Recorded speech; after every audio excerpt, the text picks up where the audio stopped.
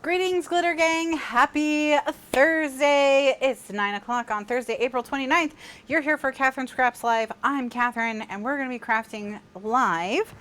This will be a continuation of the book club journal series. There is a playlist for that. If you're watching this video on YouTube, the playlist is linked in the video description.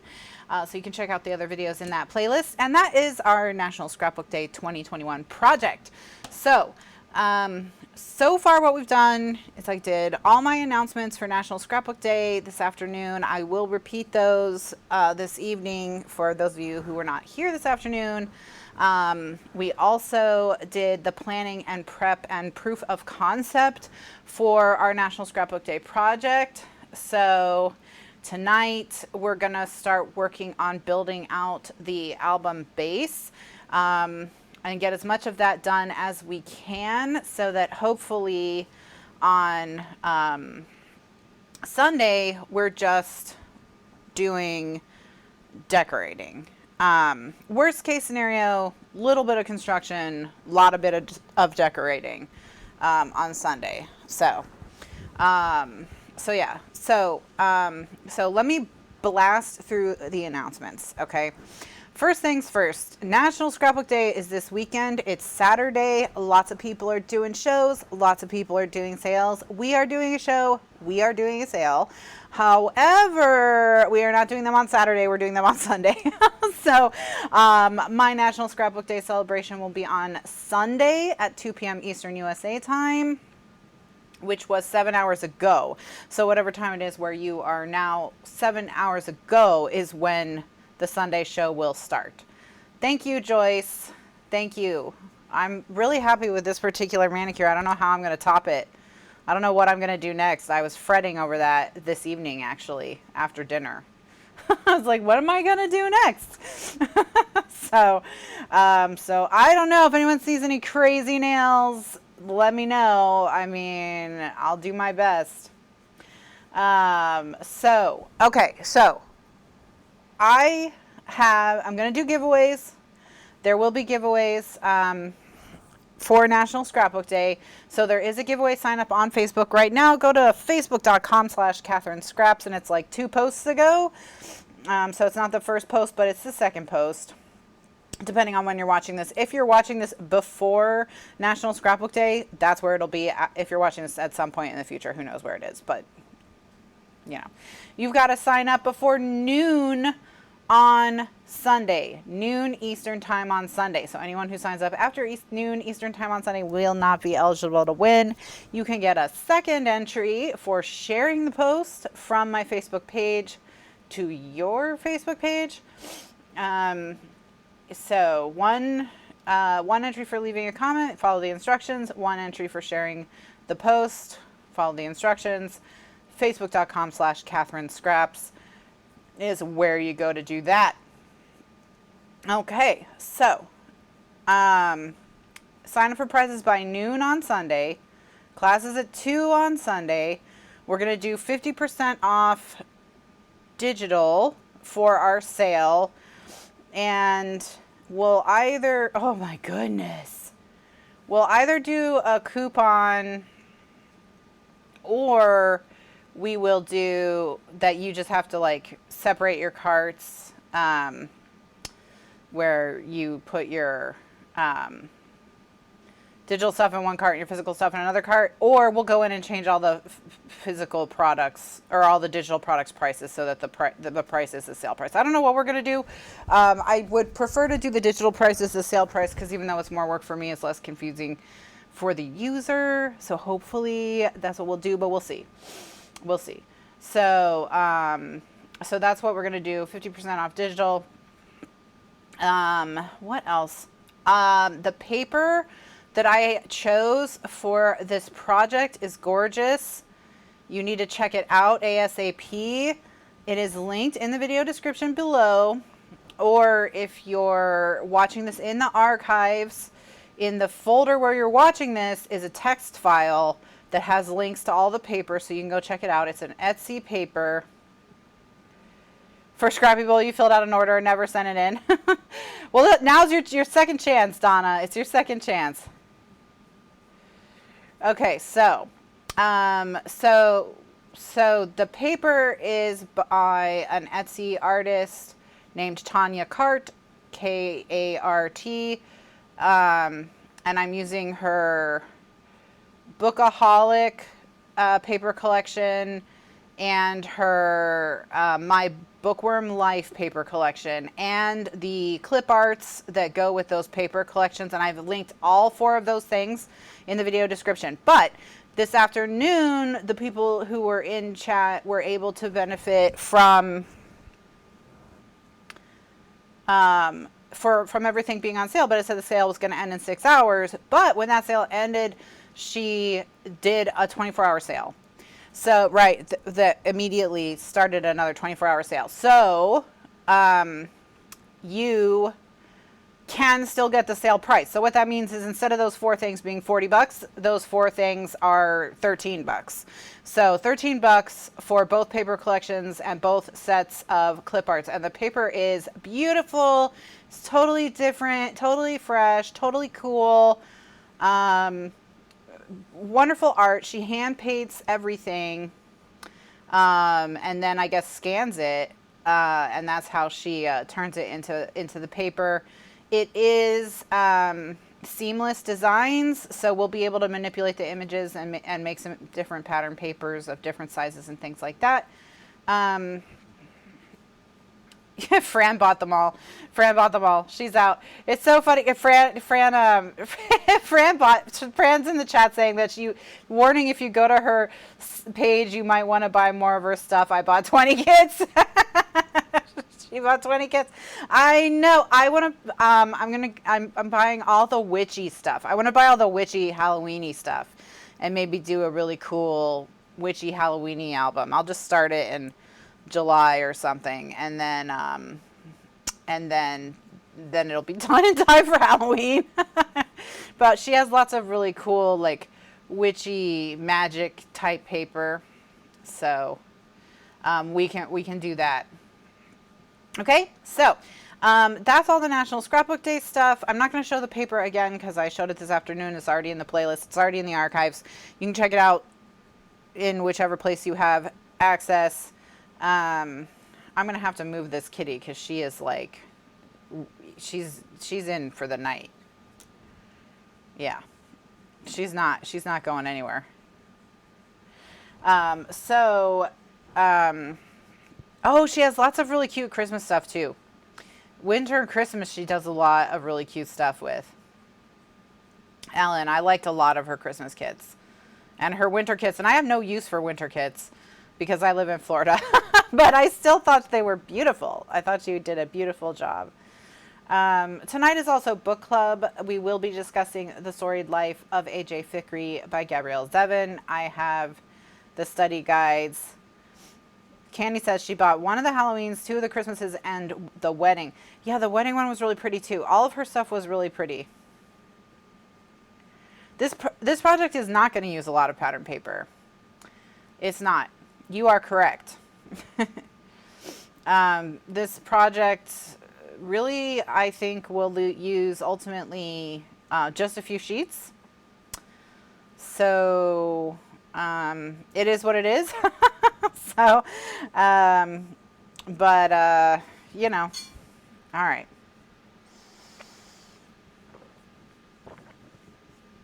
Bev says wanting and needing are 2 different things, so she's helping me justify the winter paper. So.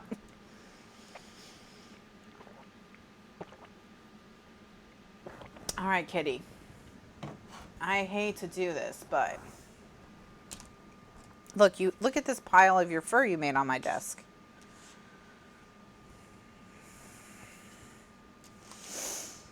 Look at this. Are you ashamed? When was the last time you groomed yourself? What is this?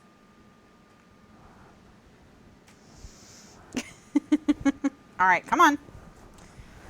You got to get down, buddy. Come on, baby. Come on. Come on. All right, come on. Thank you. Can I help you? How can I help you? Come on. Let's go. Let's go. Whoa, you're so big. Okay, here you go. Here you go. There's the floor. Have a good time. All right. Okay.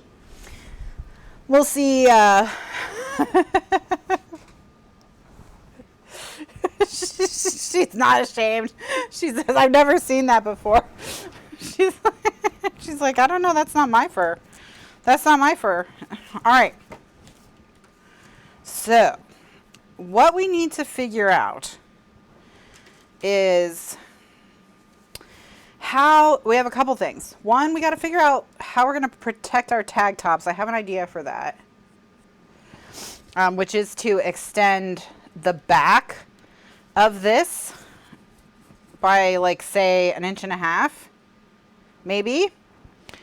And that way the tag tops can stick out 1 inch, and at least there'll be a little bit of cardstock protecting them. So I think maybe that's what we'll do. It's not going to do much, but it, you know, it'll do something. So we'll see. So that's one way. That'll just stiffen the craft text. But mostly we're just going to have to score the craft text, I think. So we need to figure out our measurements. So this is currently 6.5. If I add 1.5 inches, that'll make it 8. So it'll be 8 by 13. And I think that's a decent size. So what that... I have a cat fur in my mouth. Okay. So the main thing that changes is the piece for the back is no longer over here. It was 7.5 by 7.5, 6.5 by 6.5, 5.5. No, wait. Yes, it's no longer 6 by 6.5 and 7 by 7.5. It's I think it just flew into my mouth. In order to make the back for the, I never wrote the back down. How annoying. Okay, well, it's not annoying because now I don't have to change it. Okay, so the back is now 13 inches by 8 inches.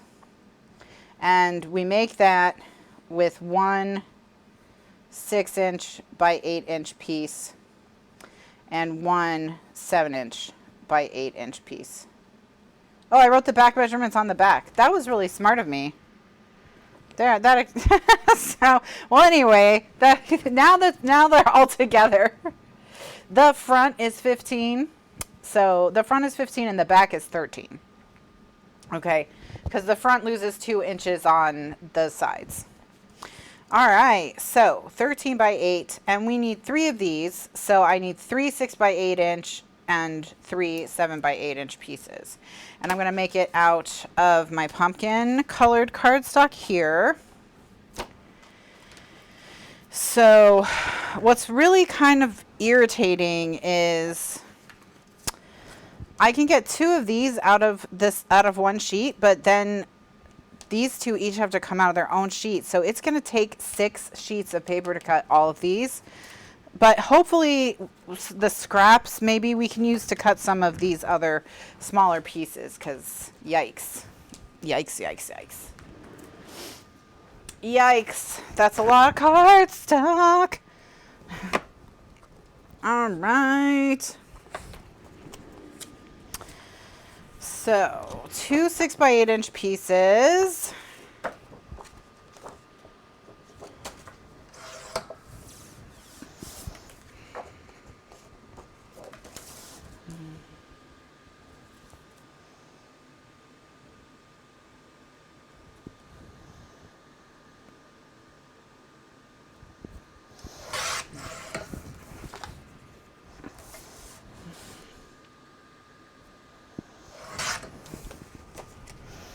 And then we need a third 6 by 8 inch piece.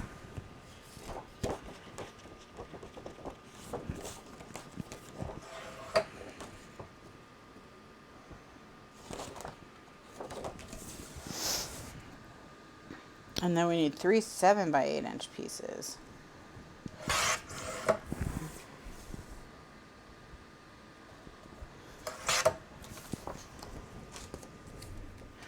All right, so that's the 3 6 by 8 inch pieces. Now we need 3 7 by 8 inch pieces.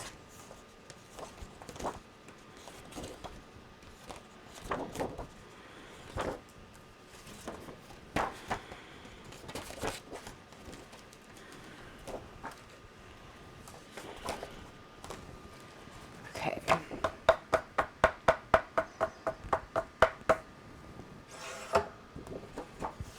Kitty is now sitting on top of the craft text that I am carefully flattening, or trying to flatten.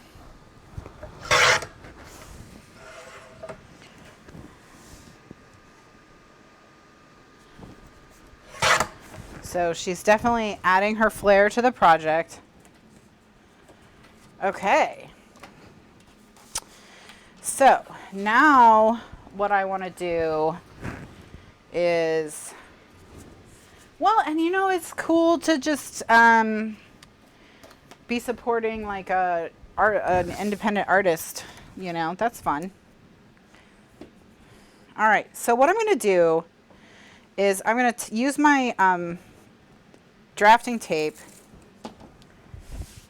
to tape 1 6 inch by 8 inch piece and 1 7 inch by 8 inch piece together. And that way I can, that will temporarily hold them. And then I can glue them to my craft text and then hopefully just peel this tape up.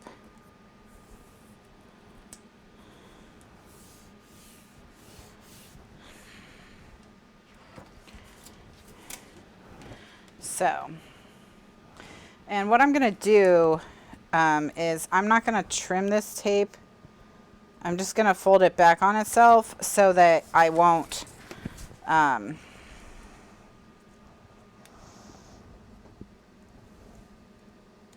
get it stuck to anything, but I can still peel it. All right, so I just need to do that 3 times. Again, 1 6 1 7.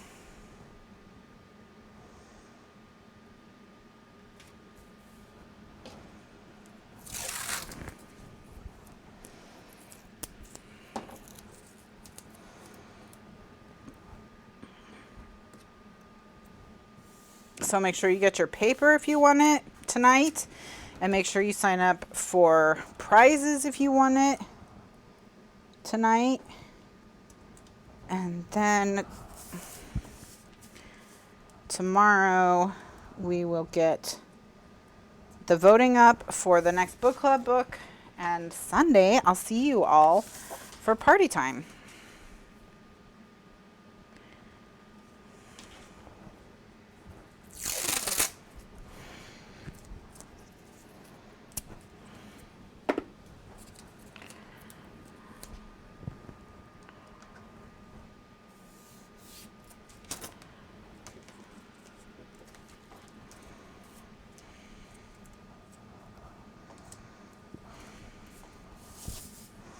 All right, so now that I've got this, I just need to figure out how big my craft text piece needs to be. So this is 8 times 3 is 24. So we know we're going to need at least 24 inches.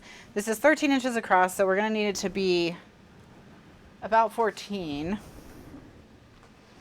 What are you so grumpy about? She was just kind of staring into space, but she looked really mad. But I think she was just staring into space. Okay. So here's what I think we're going to do.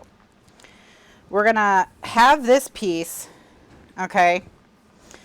This piece is going to fold on top of this piece, and then those two together are going to fold on top of this piece, and then this flap will fold down and hold them all together. So in the end, it'll be closed up about 18 by 13. So the only question is, how thick is it going to be? So I think what we do is in between this and this element and this element, that maybe what we do is maybe a 1/2 inch on the first one and an inch on the second one for our gutter. So for our space in between the elements. I'm just not sure a 1/2 inch is going to be enough because these are going to get thick between all the tags. So I don't know if maybe I should maybe I'll do 3/4. Well, I could do 1/2 inch and 3/4 if I felt like each element would be no more than 1/4 inch thick. The question is, do I think each element will be no more than 1/4 inch thick? Because these two, this gutter, you know, has to accommodate how fat this one is plus how fat this one is. And then this gutter has to accommodate this one plus this one plus this one. So whatever we decide, like if we're doing 3/8 of an inch, for example, then we'll do 6/8 of an inch, which is 3/4. And then here we would add another 3/8, which would basically be 1 1/8 inches. Maybe that's what we'll do. We'll do 3/4 and 1 1/8. Why not? All right, so now I need to think. Wait. Okay. Yeah, that's okay. So here I want to leave maybe just like 1/4 inch. So I have 1/4 inch. This is the prototype. All right, let me get the fraction calculator and we'll do some fractiones. Okay. So we have 1/4 inch on the leading edge plus the 8 inches. Nope. Plus the 8 inches plus 3/4 of an inch in between plus another 8 inches for the next section plus 1 1/8 inches. Oh, there's no already put together parts for thickness because I tore all the stuff up when I was writing my notes and things. So all I have is like a random pile of trash. So this is like everything we worked on. But see, it's already kind of thick. Should we just say they're all 1/2 inch? Let's just say they're all 1/2 inch and that makes the math easier.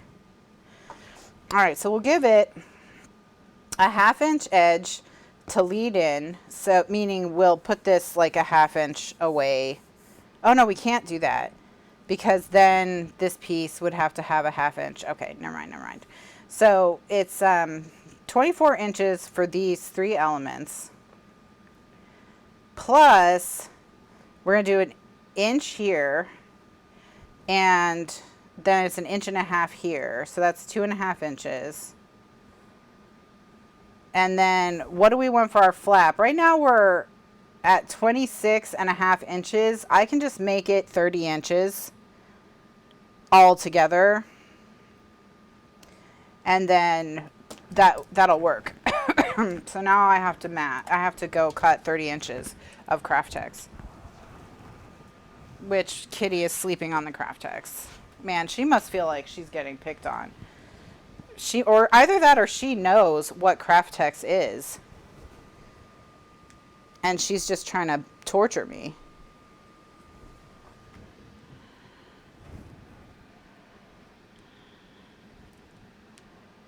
Look at her sleeping on the craft text. Why? Why, Kitty? Why? Why are you making me do this? Why are you making me do this? Hi. Hi. Can I have this? Please? Can this be mine? Can this be mine, please? Can it be mine? Oh, you lost a whisker. Oh my gosh, you're so heavy. How are you doing this? Do you weigh 1,000 pounds?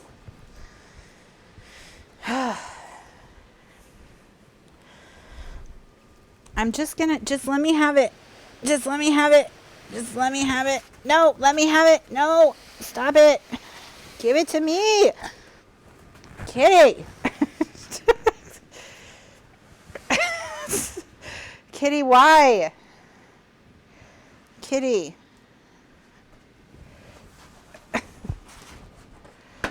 I won. She lost a whisker.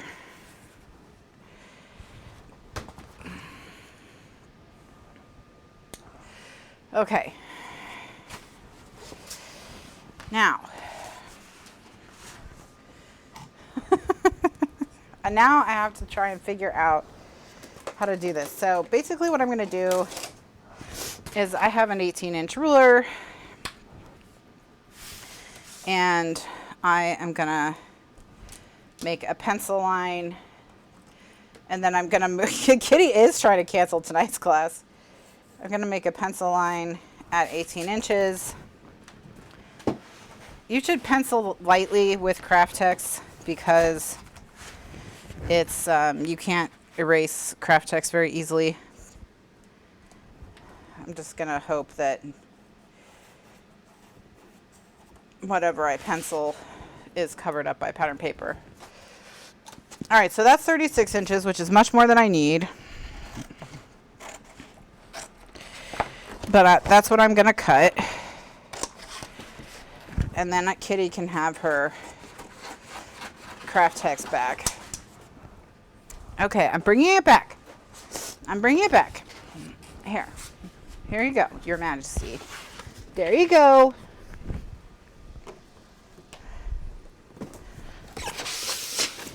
Okay. All right. So now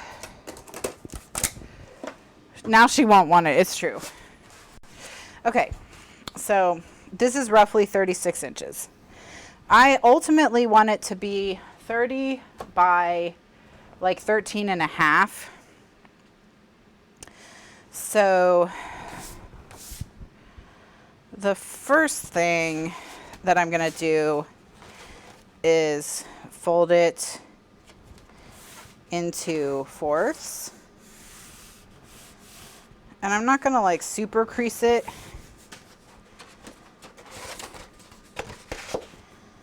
You know, and I'm keeping this edge, the bottom edge that is, you can't see because it's off camera. That's where I'm lining everything up.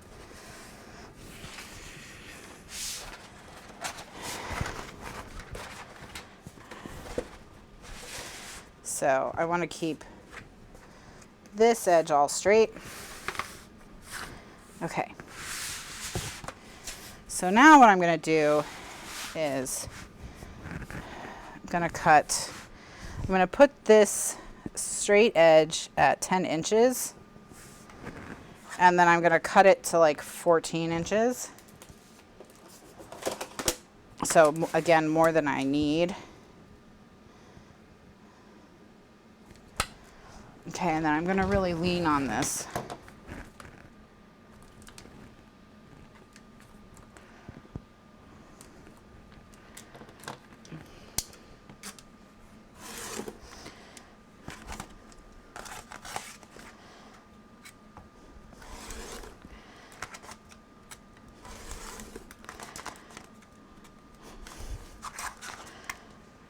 All right.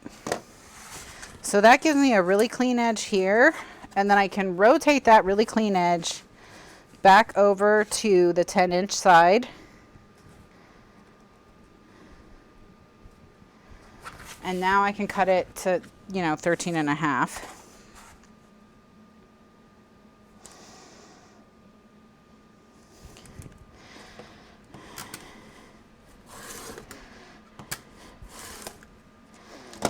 All right.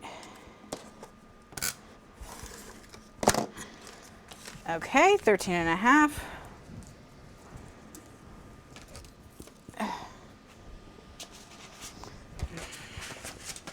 I'm going to keep this because maybe we'll put like a really big belt on this piece. Okay. So now from here to here is the correct width. So you can see where we're going to glue this is like right here, and that's going to give us a 1/4 inch on either side. So What I want to do now is we're just going to start sticking stuff down. So I'm going to get my scoreboard, and I am going to score. If this whole thing's about 8 inches, I'm going to do a score at 5 inches.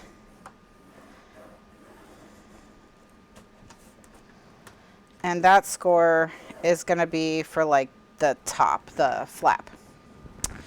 And then I'm going to move that down to the 1 inch mark.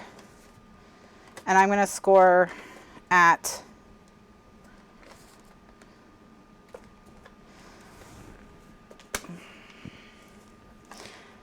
let me give myself a little bit of breathing room, and I'm going to score at 9 1/8. Okay. So I should 9 would be 8 inches over, and my piece is 8 inches. Let me give myself breathing room and score at 9 1/8. And 10 1/8. No, 10 1/4, because this is 1 1/8 here. So 10 1/4. 10 1/4. All right. Then that line, I'm going to move to the 1 inch line. And I'm going to score at 9 1/8.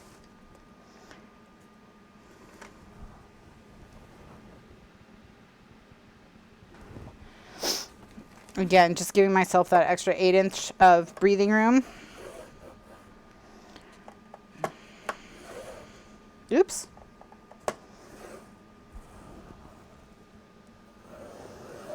Okay. And then I'm going to go over 3/4 of an inch. So that's 1, 2, 3/4 of an inch is 9 7/8.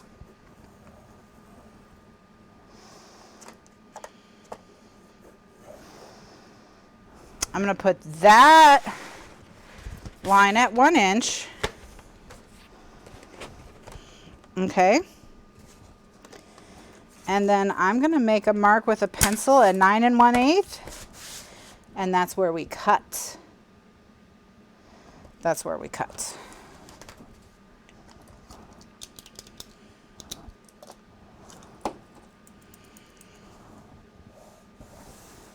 All right. Okie dokie. So now I'm going to get my slightly longer ruler, and I'm going to line this edge up with, you know, the line on my mat. Try and keep it mostly straight.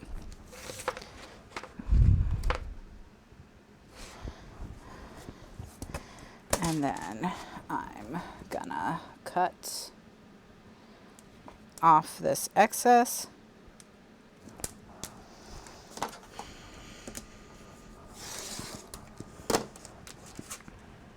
Okay.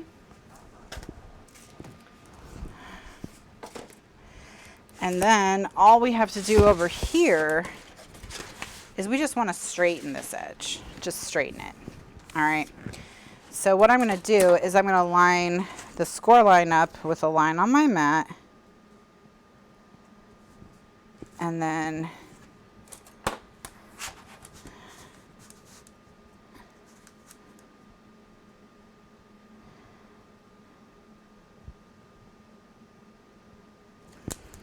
cut this off.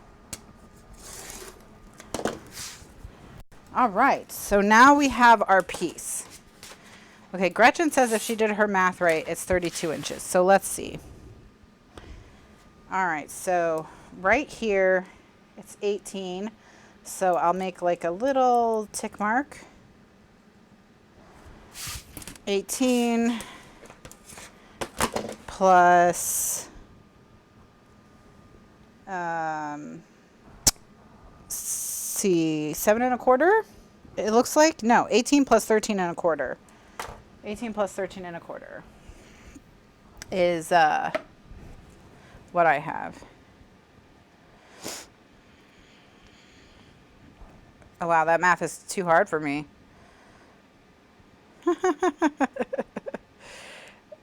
31 1/4. 31 1/4 is what it looks like its final thing is. All right. Okay, so now I'm just going to fold along all the score lines and burnish so that we can kind of get a look at its final form here. So here's the flap that'll close it. We did trim. We did trim. Absolutely. That part that I trimmed off from the flap is probably where I lost the 3/4 of an inch.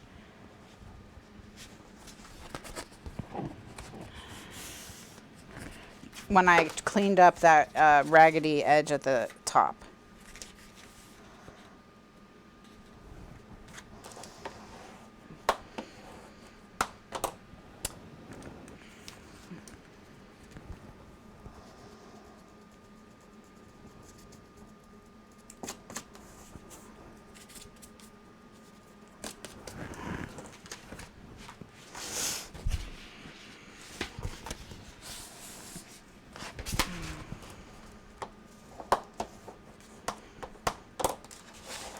See what I mean when I say you can't really erase craft text? Luckily, this is all going to get covered up with paper, so it's not a big deal. But you can't erase craft text, okay?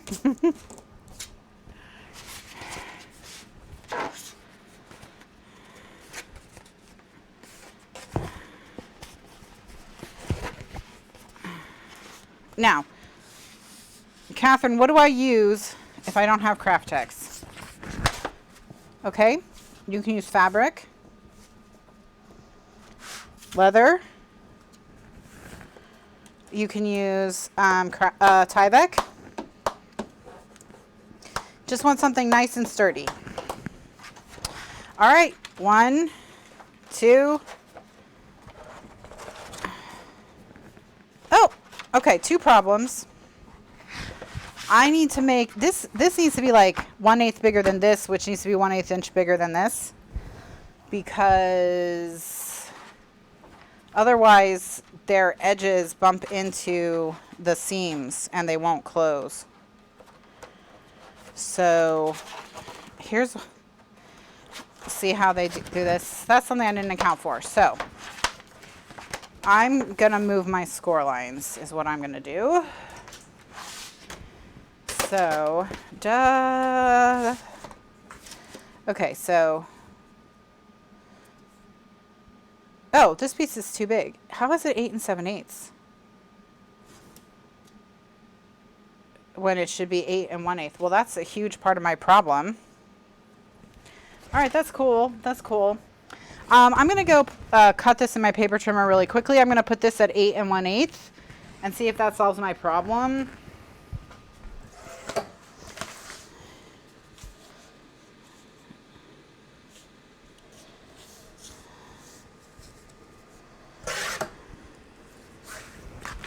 Maybe that's my big issue. Yeah.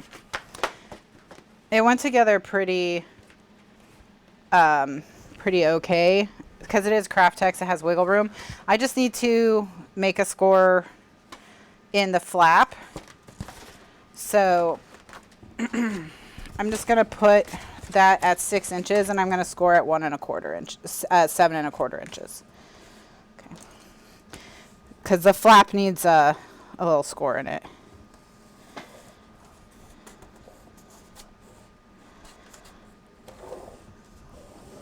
Okay. Because otherwise it won't wrap around it. All right.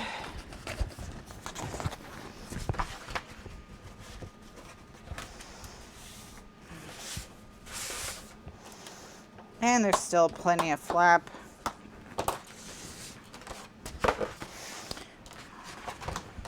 There we go. All right. There it is. Okay. So there's the thing, okay? The folio sleeve, whatever we want to call it, is done. So now what we're going to start doing is we're going to start gluing the cardstock pieces into it. And by gluing those cardstock pieces into it, remember this is the original length. So if I have plenty, if I want to make like a really big like belt to go around it, which I kind of do actually, we may end up doing this.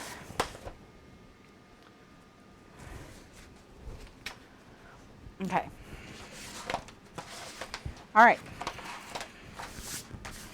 Okay, so if Kathy's big cardstock is 13 by 40, and you have that, that's big enough. The only thing is I made mine 13.5 so that there would be a 1/4 inch of breathing room at the top and bottom. You don't have to do that though. You could make it even, you know, and Kathy's would totally work. It would require no fudging even at all. You just would be right flush on the edges, that's all. That's no big deal. Okay, so here's what we're gonna do, friends. We're gonna glue these into place, and I'm gonna go get my bacon presses, and we're gonna talk about AJ Fickery. So, just like off the top of my head with AJ Fickery, already like a lot of it has flown out of my brain. So, okay. This is probably going to get messy. Let me get the...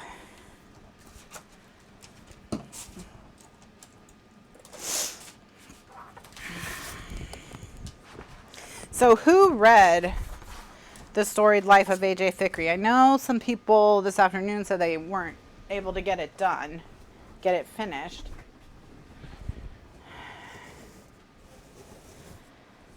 Okay. Get myself some pattern paper. Is that good or bad? I think it's neutral, I would say. I mean, it's probably more, I mean, you know, if it was so bad that I remembered it, then, you know, that would be bad. But it's also not good that I can't remember.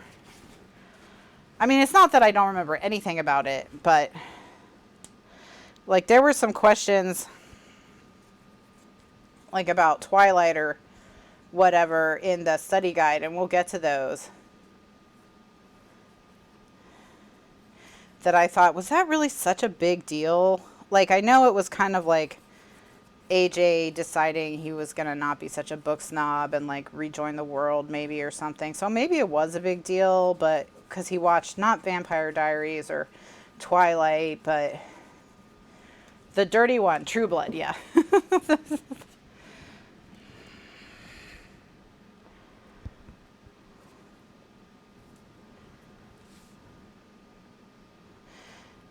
Yeah, this is PPA glue. I really like PPA glue for for craft text, but it does take quite a bit of time. Quite a bit of time.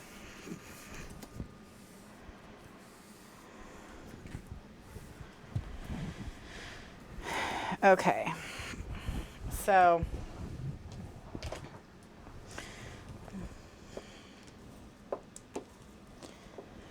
but yeah, so the general premise of The Storied Life of AJ Fickery is AJ Fickery, the titular character, lives on an island somewhere in, I think, Massachusetts, because they do drive to Rhode Island at some point.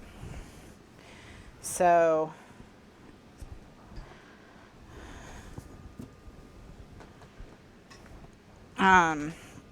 so what I'm going to do is just the area that I don't have enough bacon press for, I'm going to hold with my hand.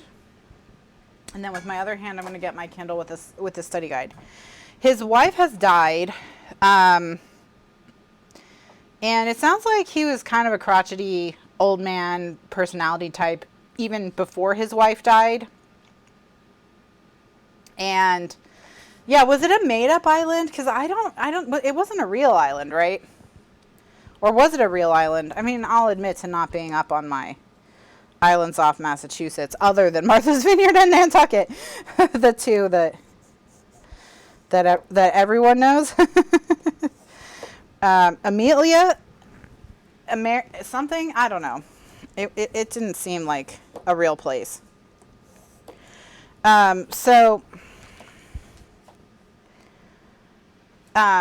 His wife has died. He's crotchety. Doesn't care about living, whatever. It actually kind of very similar setup to A Man Called Uva. Although he's not as old and he's not as dedicated to not living as Uva is. It kind of had Uva in my mind a lot as I was reading this because, you know, it was kind of like small town, quirky characters. Main character learns to live through interactions with quirky characters, you know, that kind of deal. So very similar premises, you know, very similar premises. I thought A Man Called Uva did it better. So, for sure. But Frederick Bachman, I think is a very talented writer. So, you know, I wouldn't have expected it to be better than A Man Called Uva, but it did remind me of A Man Called Uva quite a bit. And the comparison did not help it. It was not to the benefit of the storied life of A.J. Thickery. So what happens is A.J. has his house broken into, and someone steals a copy of a rare book that he has. And then, while he's kind of flying all around about that, someone leaves like a baby in his store, and he adopts it. And then, that's kind of like, I would say, the main plot point. And then it's through everything to do with this baby that he like meets the town chief of police, and they become friends, and he starts a book club in his bookstore, and that helps him socialize. That's one of the avenues through which he socializes and forms human connection. Another avenue through which he socializes and forms human connection is through the publisher representative for one of his publishers, who is the love interest for the book.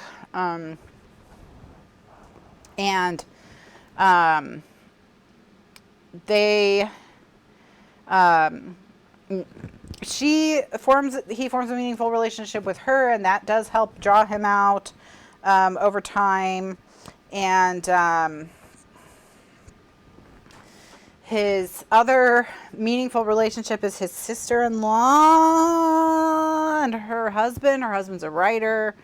There's plots revolving around them. The sister-in-law is kind of an interesting character, I thought, in that I wasn't sure, and you guys let me know if you thought it was ambiguous whether or not she let her husband get killed in that car accident, because I thought you could interpret that as she let him die or not. So I have chosen to view her as a murderer. Because that makes her more interesting. But I don't think you're supposed to. I think you're supposed to think it was really just an accident. But I've decided that she's a murderer. She told Gretchen also thinks she's a murderer, so it's not just me.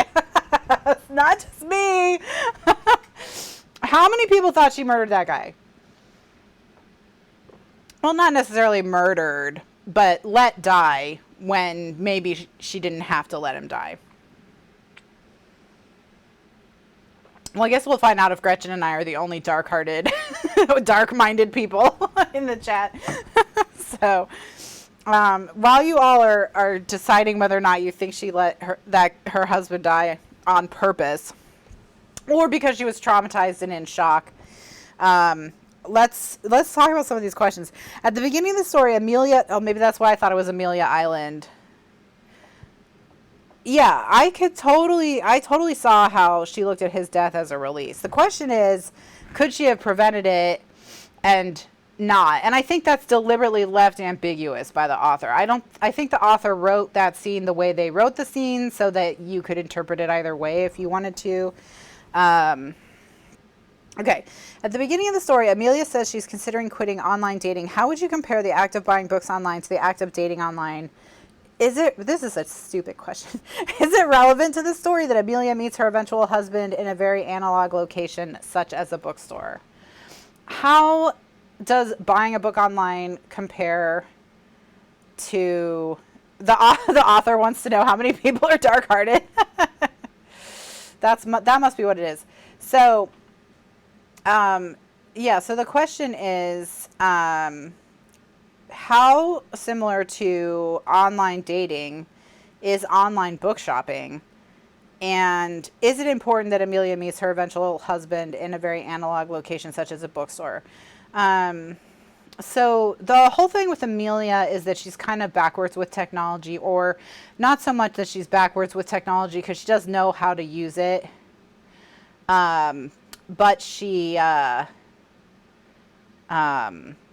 prefers to do things like old-fashioned ways. Like, she'd rather talk on the phone to her friends than text or message online, things like that.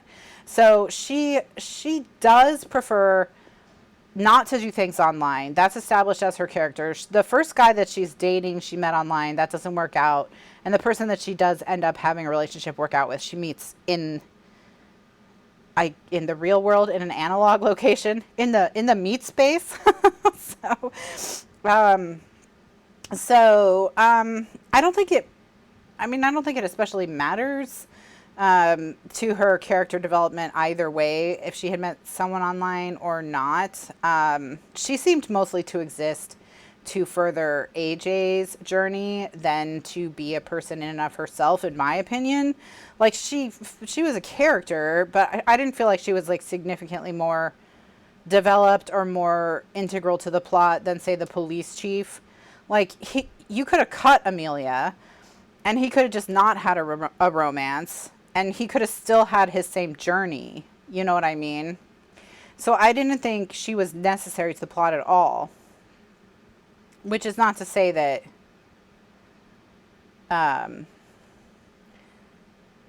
she should have been cut. I'm just saying, like, I don't know how much important any of her character development is. Okay, so I think let's check and see how we're doing here. We don't have to get it perfect. Where did you think it was going to go? Because I actually was kind of surprised by where it went as well, Mary. You follow the video, Joe, with this one. I'm not gonna do a guide for this one. Yes, well, remember when he was trying to see a book on her shelf? And she was going to, like, she didn't want to talk about it or whatever. I honestly did think that was going to be the Tamerlane.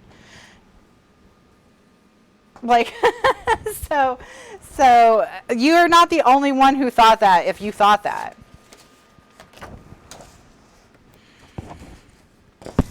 So the author probably set us up, Mary. All right. So the edges are staying down, so I'm going to move on to the next one. So mostly I just want the edges to be staying down, and then I can move on. Because it can dry overnight. I can put it under my mat and it can dry overnight. So I don't need it completely dry. I just want to make sure that nothing's going to lift.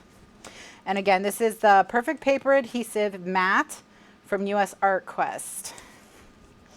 This is my preferred adhesive for sticking things to Tyvek and Craftex. It does take a lot of extra time to set up, but I think it gives a much nicer feel and finish.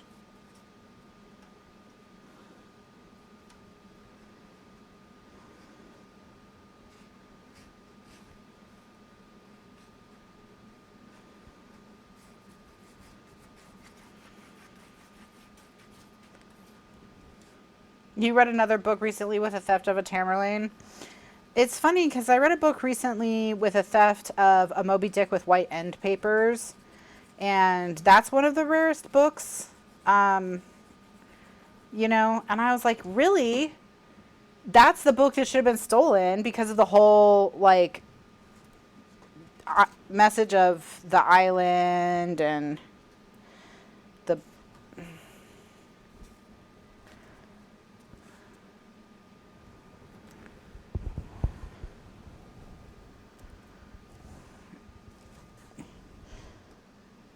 people going out to sea, although I guess people going out to sea and drowning is a Poe thing as well, so.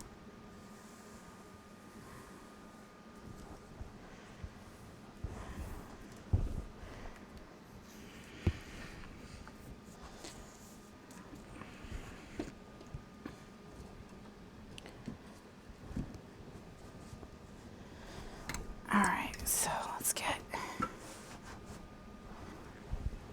some bacon presses in place, and then I can hold this last corner down and we'll give it a few minutes. And the reason why I'm doing this is when we go to do our assembly and our construction, having cardstock already down and already glued to the craft text means we can just use tape for the rest of the book. So that way we don't have to glue anything else. This is the only thing we have to glue is just this cardstock. And then the rest of it we don't have to glue at all. All right.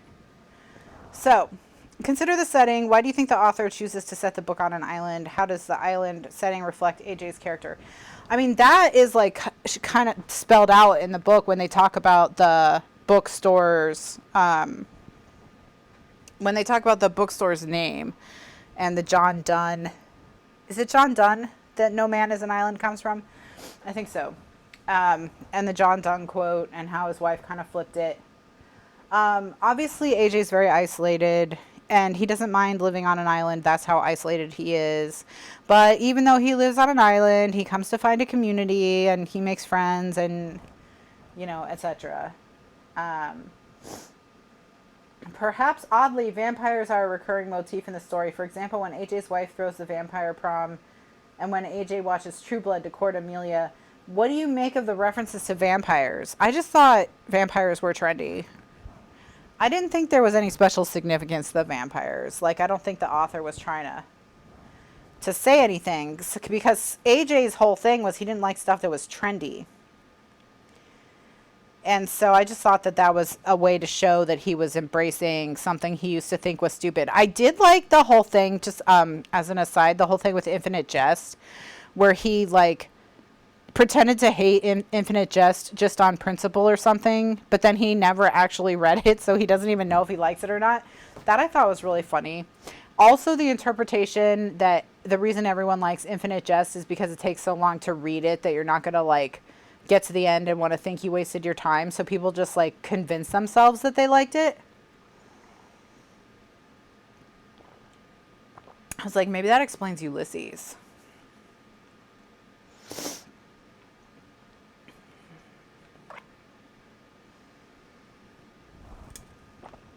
You know, I mean, because I need someone to explain Ulysses.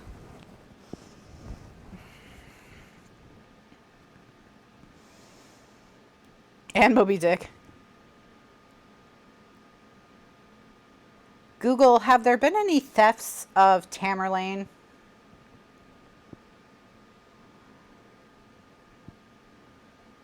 No.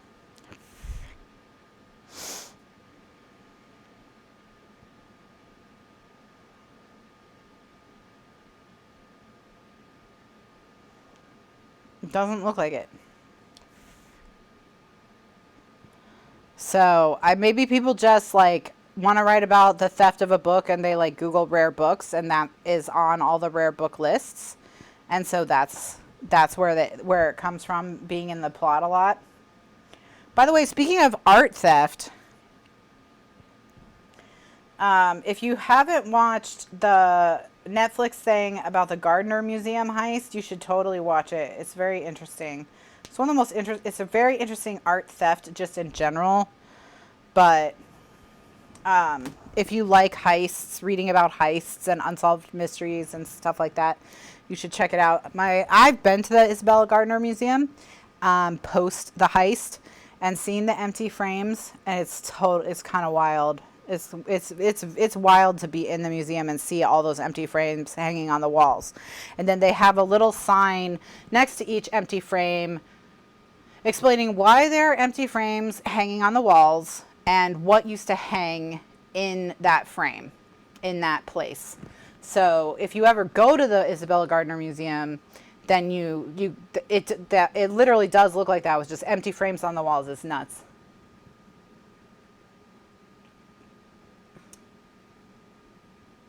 Yeah, I mean, I don't know, like, what to think.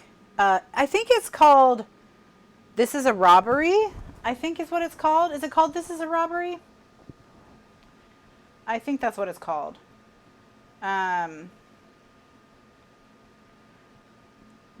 Something like that. It's on Netflix. It's on Netflix. Yeah, it's called This Is a Robbery, the World's Biggest Art Heist.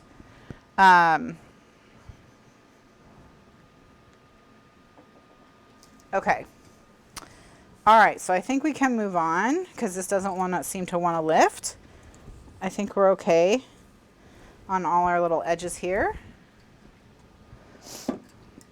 But the thing about the Isabella Gardner Museum is that when she donated the museum to the city, or she donated her house, I guess, to the city on her death to be used as a museum. But she was so particular about how everything was laid out in terms of the artwork that it's actually in the, donation to the city that if anything is ever changed in the museum, then the entire collection has to be auctioned off by like Christie's and the money donated to some charity.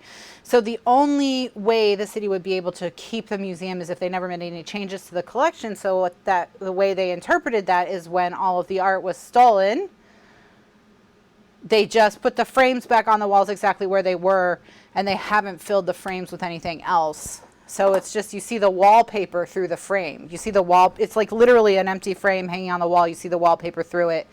And that's, it's very weird. It's very weird, but that's how the museum looks. So you can go, if you were to go today, you would see all these empty frames hanging on the walls. Because that's how it will always look. They will not fill the frames. So, okay, now, last one.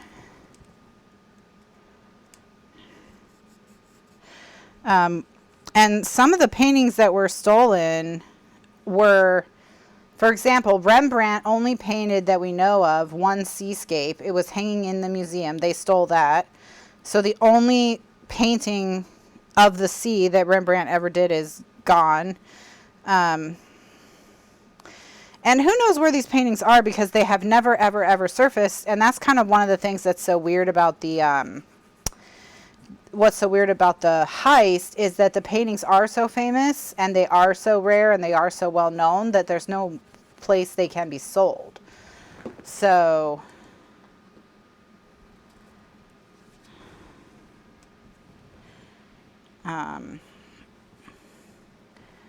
so there's no place to even like look.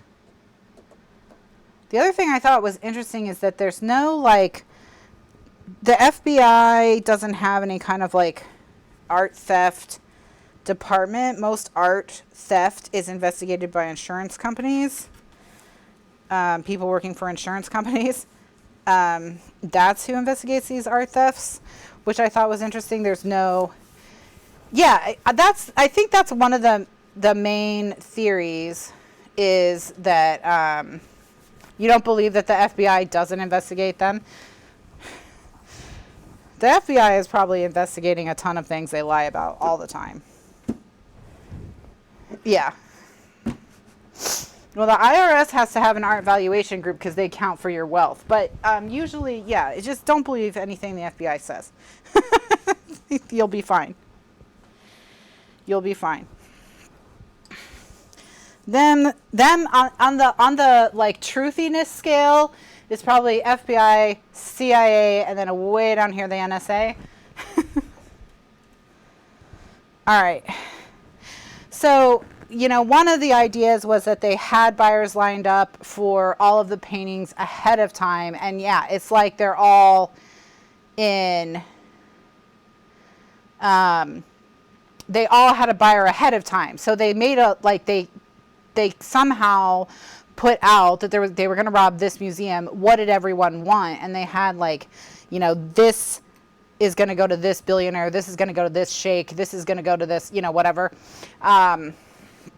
And they knew ahead of time, and that's it. So that would be one reason why none of them ever showed up. And then another reason, and then they just made a shopping list. Exactly. And then another reason they could never show up is something happened to the robbers before they could do anything with them, and that they, you know, were in the back of a van that got stolen and someone trashed them. Who knows, you know, but they've never ever shown up. And there have been things that people thought were lost, gone forever, that have shown up. So it's weird that nothing's ever shown up from this robbery, I guess. But like, for example, a lot of the Fabergé eggs made for the czars of for the Russian czars for Easter, I think is when they made them. You know, a lot of those disappeared during the revolution, but a lot of them have shown up, and they've shown up places like a metal scrap yard in Kansas. How did it get there? Like, that's what I want to know. How did it get there? You know? Anyway, that was all much more interesting than the book. Let's talk about the book. So there was a theory that we could interpret the vampires as, you know, vampires are dead. They just leech off of everyone. And he was dead inside, just leeching off of everyone. And now he's alive, you know, sure. Either that or it's just he's learning to be less of a snoot about pop culture. I think you can read it either way. So it says Lambier's moves from an occasional reader or non-reader to a reader to a bookseller. And of course there's a step where he hosts that book club for all the cops in town. And then he buys the bookshop. How do you think becoming a reader changes him? Consider the scene where he decides not to confront Ismay about the backpack. Do you think his reaction is different than it would have been if he hadn't taken up reading? Do I think his reaction is different than it would have been if he hadn't taken up reading, or if he hadn't started sleeping with her? I mean, that's a weird question, because I don't know if it's just that he's a reader now that changes how that interaction goes. Judy just skimmed over the vampires. She was like, she's like, I'm just skimming vampire talk.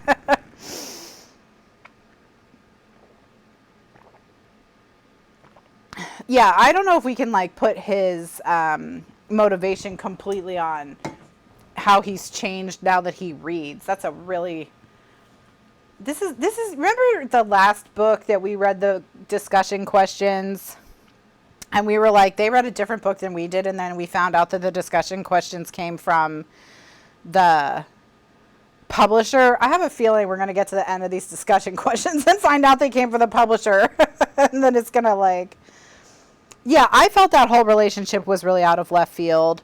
I thought they maybe just the author wanted to just do something nice for Ismay, but like not everyone has to have a happy ending. So I don't think it was necessary to try and wrap up every single loose thread, you know? The author chooses to begin each chapter with a description of the short story. Discuss some of the ways the stories relate to the chapters with which they're paired. Is AJ creating a canon for Maya? How does the book itself function as a kind of canon? If these are AJ's favorites, what do they say about AJ as a reader and as a man?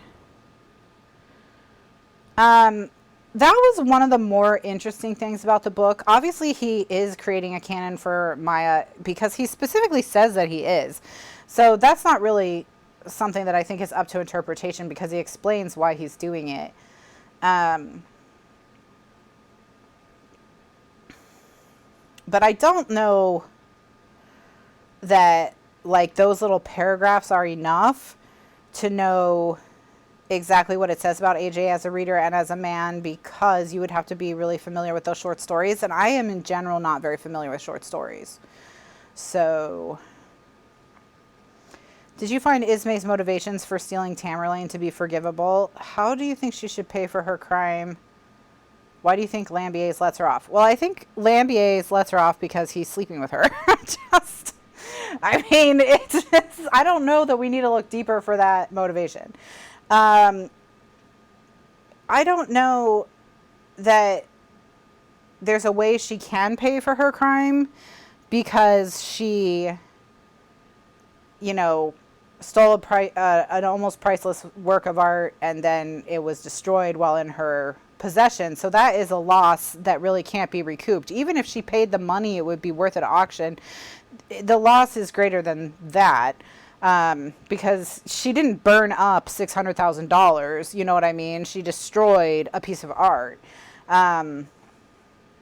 So it's different. Like, this is just something we can talk about with crime just in general, but it's like very few crimes have a way you can make a reparation where you really truly make a reparation, you know, in full. And that's because, like, your actions have permanent consequences for everyone. So that's just, you know, we just have to, like, be willing to accept that you know, the idea of like having some kind of perfect justice on earth is like really unattainable. And we think we do a lot of damage trying to make it happen.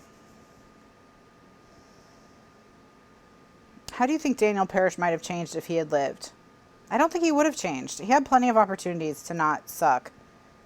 I mean, I think if someone you have been sleeping with and who, after you refused to acknowledge that their kid was yours, killed themselves, if that doesn't make you stop being a sleaze, nothing will make you stop being a sleaze. I mean, what on earth could have made him stop being such a sleaze? Okay, so that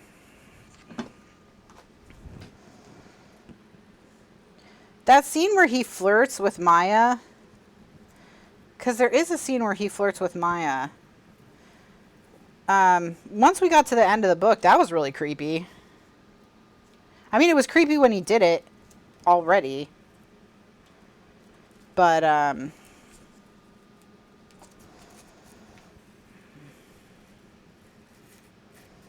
okay, my paper's still a little moist, and so that's why I'm having some peeling, but I can just use a little Scotch Quick Dry to stick this back down. I am, in general, very over vampires, for sure. Someone would have to do something really, really interesting and new with a vampire story for me to be, you know, intrigued.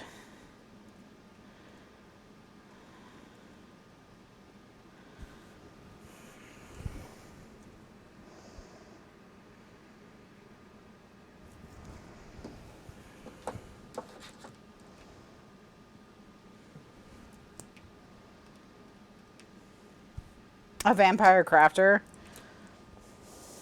There's probably a book series about a vampire crafter who solves mysteries with her cat, right? I mean, let's just be real. There probably already is a vampire crafter.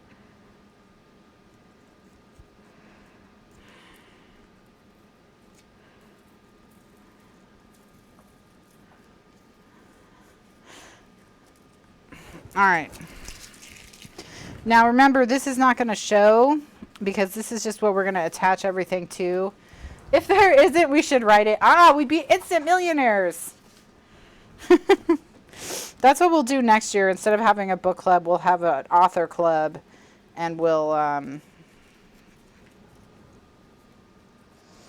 just write. She stays up all night crafting. She purposefully, well, she's kind of mad when she gets turned into a vampire until she learns that she can stay up all night crafting, and she doesn't have to worry about being caught up because she'll never die.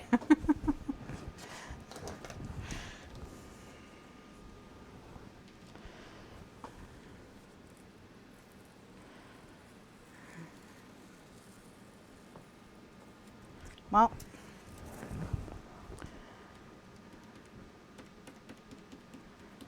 all right, so we'll just cover any little spots where we have boo-boos later. It's not a big deal.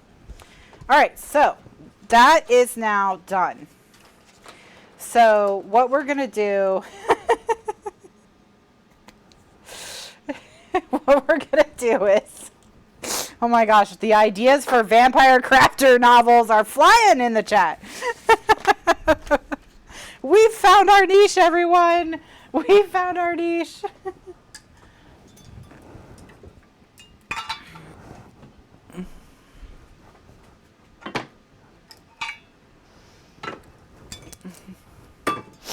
Judy says, if you want to read a book you remember, the new Kristen Hanna, Four Winds is it. Yeah, I've heard nothing but good things about that one. Nothing but good things. All right, so I'm just going to stick this under my mat. And it's just going to live under my mat. You know, let it dry overnight so it gets nice and flat. All right, so now that that's done, what I'm going to do is I'm going to do a recording break, and when I come back, we're going to start working on the elements that we're going to ultimately stick to that, okay? So the next part will be the construction of the pockets and such, all right? So I shall return. So for those of you who are watching on YouTube in the playlist, thank you so much for watching. Just check out the next video in the playlist to see the rest of the project. And for those of you who are watching live, hang tight. So thanks so much for watching, and I'll see you next time. Bye.